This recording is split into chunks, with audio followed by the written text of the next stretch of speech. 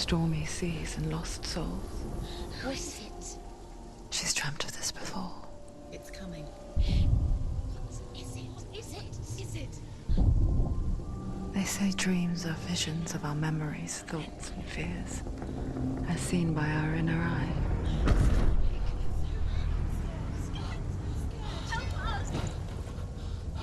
But what if each one of us is always dreaming, even when awake?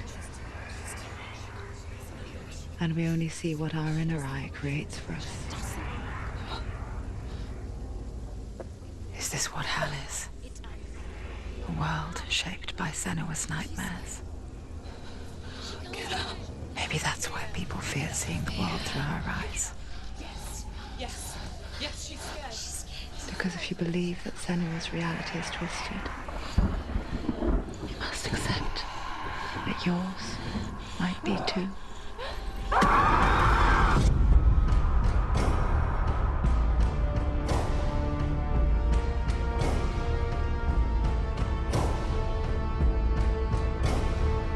Hellblade Senua Sacrifice is a video game about Senua, a Celtic warrior on a vision quest into Viking territory.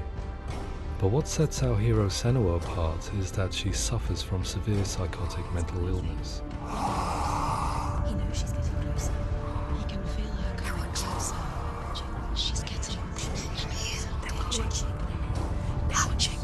The original idea for Hellblade was to create a classic hero's journey, a journey of suffering, but one where the fantasy world is not another planet or alternate universe, but a world that is constructed in Senua's mind.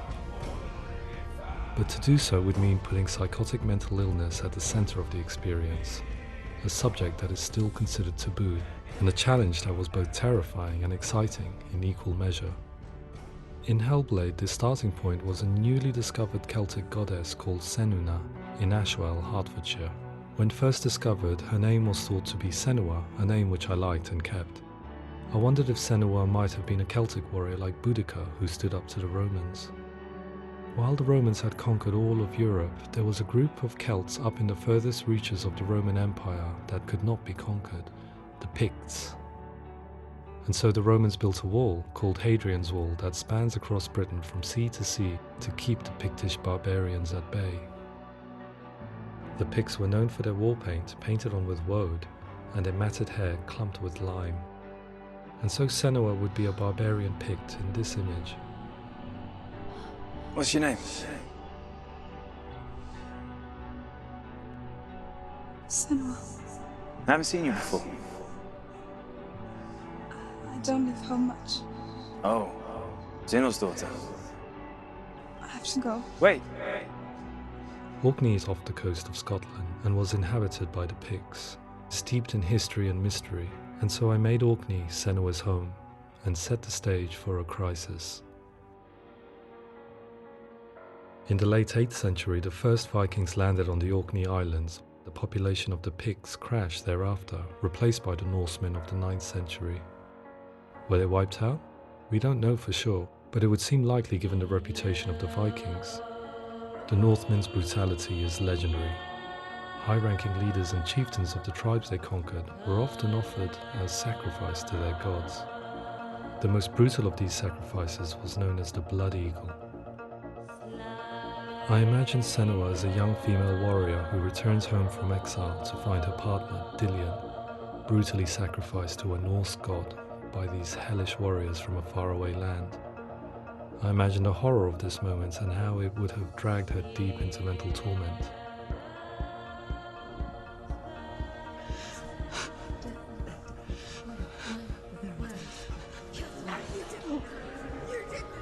No!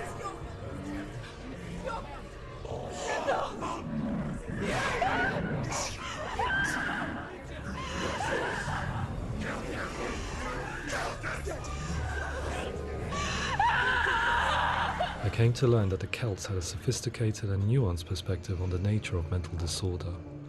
One term they used was gelt. A gelt is a man or woman who has been driven mad by a curse, battle trauma, or grief. The gelt would take to a life in the woods in search of penance, punishment, and purgation. And so Senua became a gelt, cursed by darkness, looking for redemption in the wilds. Another word the Celts used in reference to mental disorders was druth, meaning fool, or Liar. one who utters the words of God. They tell of the mad sinner who flees battle into exile and takes on a beastly nature, growing feathers on his body.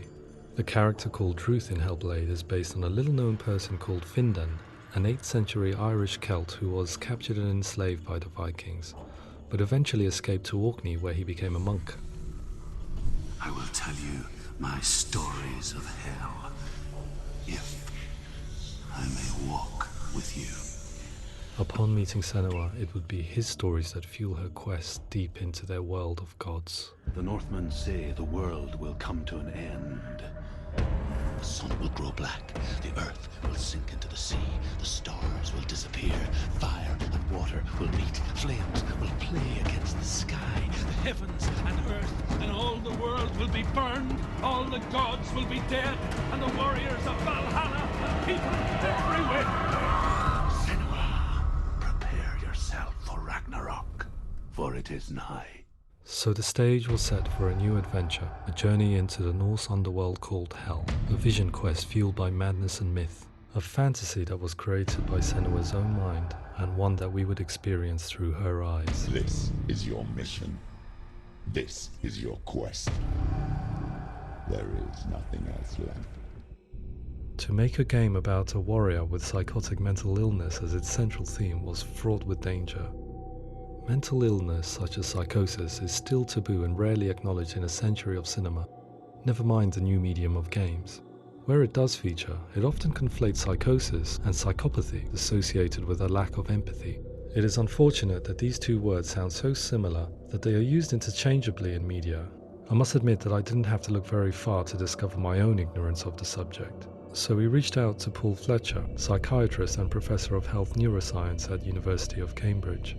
Psychosis is a descriptive term, and it refers to having a loss of contact with objective reality. So it's characterized by two main sets of symptoms. One of them is hallucinations, where somebody experiences perceptions when there is no actual objective thing out there to perceive. You're already dead. Who are you? And the other is delusions, where somebody comes to very often bizarre, unpleasant, frightening beliefs when there's no good evidence in favor of them. There's no doubt about it. The source of the darkness is in Helheim, and the goddess Hela holds his soul there. We reached out to Welcome, a biomedical research charity that spends billions on research and awareness programs aimed at improving health. Mental health hasn't always been presented in the media in a way that is particularly helpful. It can be challenging to engage people with the subject matter, and there are a lot of preconceived ideas about mental health, and particularly schizophrenia and psychosis. So we hope our support allows the team to continue to collaborate with Paul Fletcher and with those who have experience of psychosis to create a game that provides a fresh perspective on the condition and allows audiences to engage with it in a way that just wouldn't be possible in any other medium. What started out as a brief consultation convinced me that we were only scratching the surface of an immensely deep and interesting subject that could enrich and change the very nature of the game. That's cool. Thanks so much for coming here. Pleasure. Thanks. It's really interesting for me. I'd love to be involved. I think it's fascinating. Absolutely. Our understanding of psychosis is still very much a mystery, and ways of treating it are still primitive compared to physical illness. After all, it is easy to see the pain and suffering caused by physical diseases or physical trauma. It is not so easy to see the mental suffering and trauma of severe mental illness. But what if we could find a way to see it? Games are capable of drawing you in for hours on end, playing the role of a character who is different from you, experiencing their perspective, and actively involving you in a world that functions with a different set of rules. That voice is not a command. It's that voice calls you to your death. It's an evil voice. If we were to represent Senua's psychosis, we would have to simulate voice hearing, a common attribute. But how can we simulate something we have no first-hand experience of? Professor Charles Fernyhough, a leading expert in voice hearing from Durham University, offered his help. Hearing voices is an experience that is usually associated with severe mental illness, and crucially we know that hearing voices is a part of ordinary life for many people who don't meet the criteria for mental illness. Yeah. Oh, that's not him in real life. We know voices vary according to where they appear in space. Voices can appear far away in the distance, they can appear right there in your ear, they can seem to be coming from inside your head. Based on the information Professor Fernie Ho provided, I put together a sound brief and invited some actors to the studio. We recorded the actors using a binaural microphone, which records the 3D spatial position of sound, replicating the way sound is heard by human ears. It gives you an incredible sense that the person you are listening to is right there beside you. Can't see how she's going.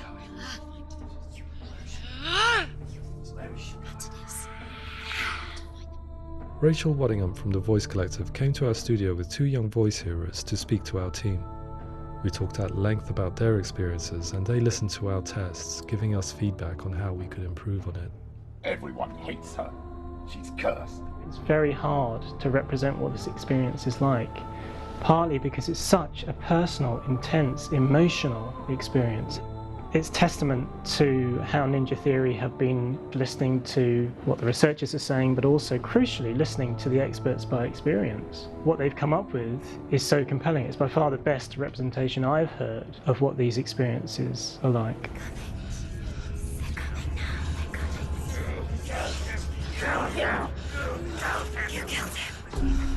Other common attributes of psychosis are visions and flashbacks. We met with Recovery College East, who work with and care for people recovering from severe mental disorders. A group of service users gave us their first-hand account of what they experience. Sometimes when the visions or what we're seeing is too much, it becomes more difficult until eventually we perhaps don't see anything. The people we spoke to, the stories they told, were fascinating, harrowing and mind-boggling. The reality of what people experienced was vivid, far exceeding what I could possibly have imagined. We went away itching to represent some of these visions and flashbacks in the game. As we all know, my heart is so, love is so far away. Don't you know how I wanna feel deeper? I could never know how you grow, all these days are killing me. Now I see deep in me insanity does unfold. I just wanna feel deeper, deeper. I just wanna feel deeper, deeper.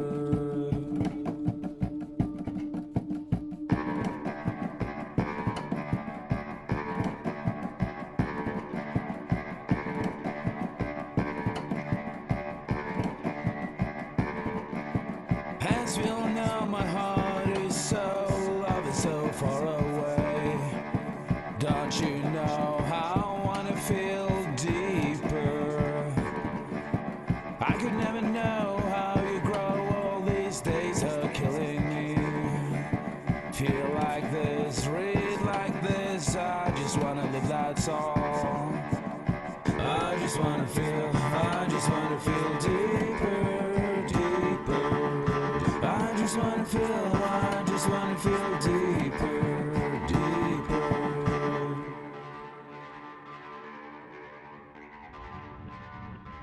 To refine our work, we continue to hold meetings with Recovery College East over the course of a year and a half, showing them what we had achieved so far and refining the in-game representations based on their feedback. With their help, flashbacks, visions and changes in perception were woven into the story and gameplay of Senua. The students that are involved in this project are incredibly excited about being involved.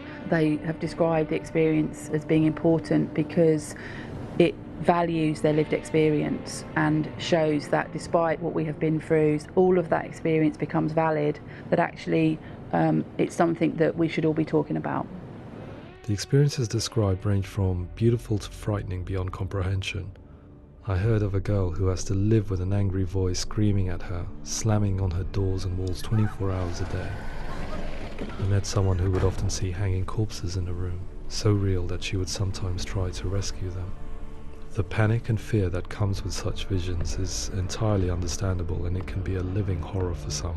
Worthless, weak, pathetic. Go on, feel sorry for yourself, because there is no one left to do that for you. I was urged by one fellow that we should not shy away from showing this horror, and so I was perpetually torn in making Hellblade. Had we gone too far with our representations or not far enough? broken and lost. Just like your soul. Come on.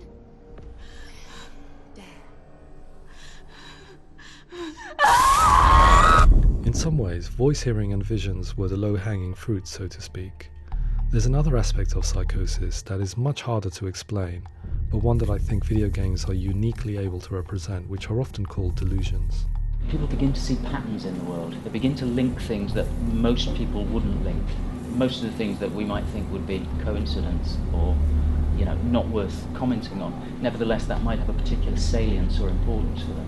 One individual described how everyday words, sounds, colours and objects were steeped in meaning to him, forming a strange and sinister puzzle that he was determined to solve but could not quite get to the bottom of. It's not just brain dysfunction. It's not like the system shut down. It's actually an incredibly creative process. The person creates a world populated with voices and phantasms and terrors, and they're completely immersed in it. They believe in it.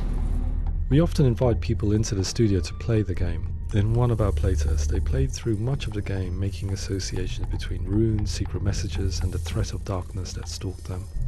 There are many things that happen in the world of Hellblade that make perfect sense within the context of Senua'S mind. The dark rot that's killing her slowly from within, the secret runes of the gods that block her path to Helheim, and strange associations that exist in the game to confuse you. To complete Senua'S quest, you have to internalize and accept the logic and meaning behind these things to progress. Afterwards, they said that they didn't see much evidence of mental illness in the game. People with delusions of all sorts would argue the same thing, that they are not aware of their experience being abnormal in any way. I need this sword. It's important. Representing perception changes and thinking patterns within Hellblade gives us a set of symptoms common in psychosis. But people with lived experience were keen to emphasize another point, that it is wrong to define a person by their symptoms. Quite often, the illness comes not from the symptoms, but from the stigma, isolation and mistreatment that comes about from the rest of society. They say that I'm cursed. What if they're right? I needed someone to portray Senua, someone who could believably internalize her suffering.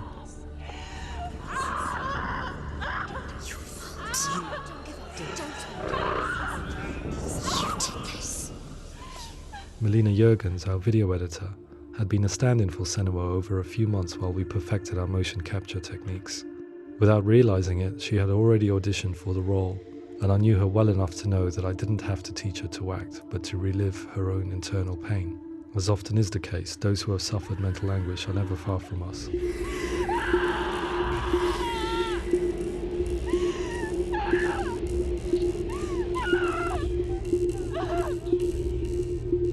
My hope is that by creating a compelling and aspirational character in Senua who feels very much real, albeit in a fantasy setting, we can provide a lens into her reality, a different one to yours, and this is where storytelling comes into play.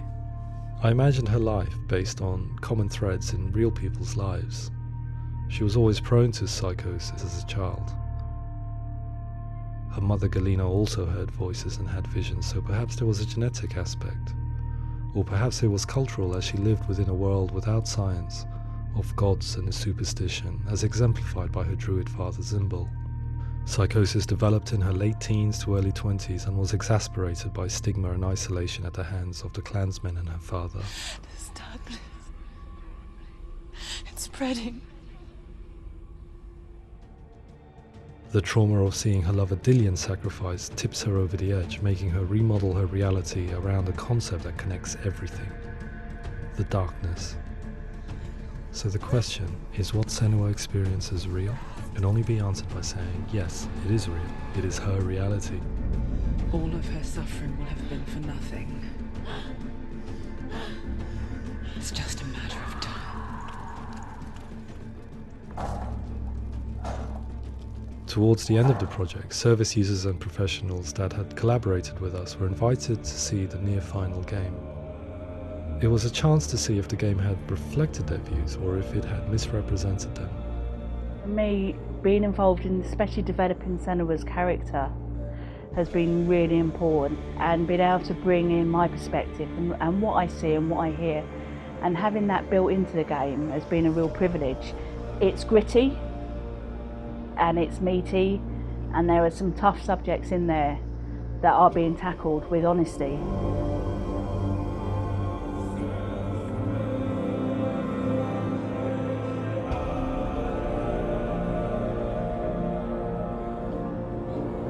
I was blown away by it today, absolutely blown away. It was just fantastic to get the opportunity to use our lived experience in a very creative way. There's nothing tokenistic about the work we've put in. It feels like we've been listened to, things have been taken on board, and I think there was a lot of realism in the game itself, and it feels very authentic.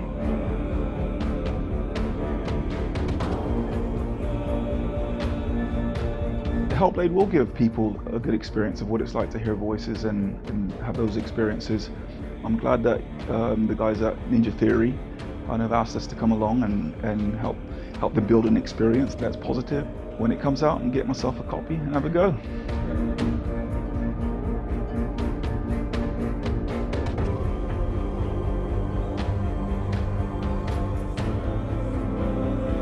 I think all the way through I was really inspired by how the conversations have translated into the game in a way that I think I didn't imagine was possible. So wonderful, really wonderful.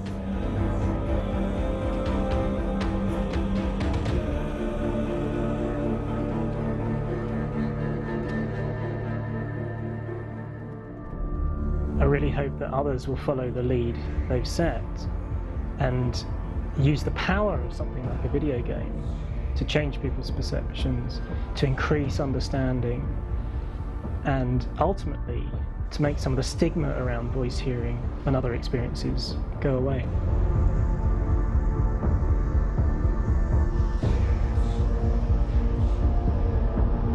For me, it was really exciting to see something that I explore scientifically being represented so beautifully in a character who's trying to penetrate the mysteries of the environment in which they've been placed, with all of this strange uncertainty and noise and conflicting information that they're getting. I'm very excited by this way of trying to represent mental illness, because I think it actually might be offering us insights that we wouldn't get from pure scientific explorations, and actually giving us quite an empathic view of what it might be like.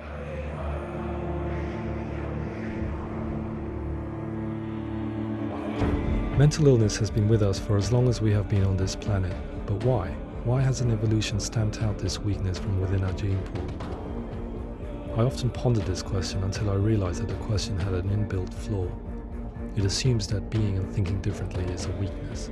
The only reason we have computers, spacecraft, medicine, poetry, art, and yes, even video games is because individuals are able to simulate new abstract realities in their minds and share them with the rest of us. We need people to be willing to see differently in order for us to progress and survive as society. And we need to be open to these new ways of seeing. And it is this spirit that motivated me to create Senua'S story and share it with you.